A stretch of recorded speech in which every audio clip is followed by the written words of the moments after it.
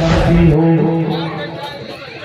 सभी बहनों को अपने ससुराल की बुराई नहीं करनी चाहिए।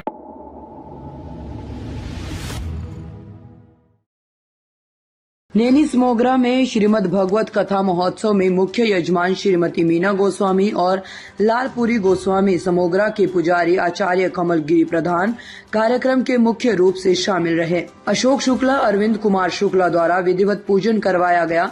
श्रीमद् भगवत कथा की अमृत वर्षा वृंदावन से पधारे संत शीतला प्रसाद स्वामी जी के द्वारा की गई। उन्होंने कहा कि श्रीमद् भगवत कथा का श्रवण करने पर अमृत के समान मोक्षदायिनी है और सत्यचित आनंद से परिपूर्ण करने वाली और विश्व कल्याण करने वाली है।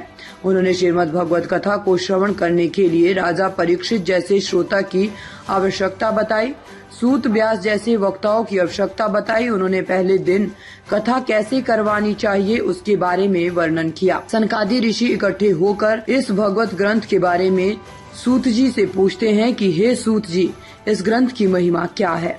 सूत जी ने कहा कि ये ग्रंथ भव सागर को तारने वाली और चिंतामणि कल्प वृक्ष से भी ये ग्रंथ बड़ा है। इसकी महिमा अनेक ऋषियों, संत महात्माओं, देवी देवताओं से पूजित है। प्रयागराज नैनी समोगरा में इन दिनों श्रीमद् भगवत कथा का आयोजन हुआ, जिसमें कथावाचक स्वामी संत शीतला प्रसाद जी ने बताया कि भगवत कथा के श्रवण मात्र से कष्टों से छुटकारा मिल जाता है। उन्होंने बताया कि भगवान पृथ्वी पर अवतार लेते हैं और भगवत कथा करने और कराने वालों को मुक्ति दिलाते हैं। मनुष्य योनि से मुक्ति दिलाने का भगवत कथा श्रवण का एक बड़ा माध्यम है। भगवान पृथ्वी पर पैदा हुए मनुष्य को अपने जीवन कर्म के आधार पर फल देते हैं। प्रयागराज से शनि कुमार केसरवानी की रिपोर्ट। सभी बहनों को अपने ससुराल की बुराई नहीं करनी चाहिए।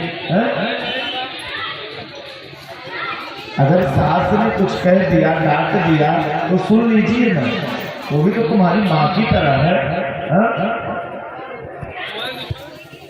ताज़ा खबरों से जुड़े रहने के लिए हमारे चैनल को सब्सक्राइब करें और बेल आइकन को दबाना ना भूलें, ताकि हर खबर की नोटिफिकेशन आपको मिलती रहे।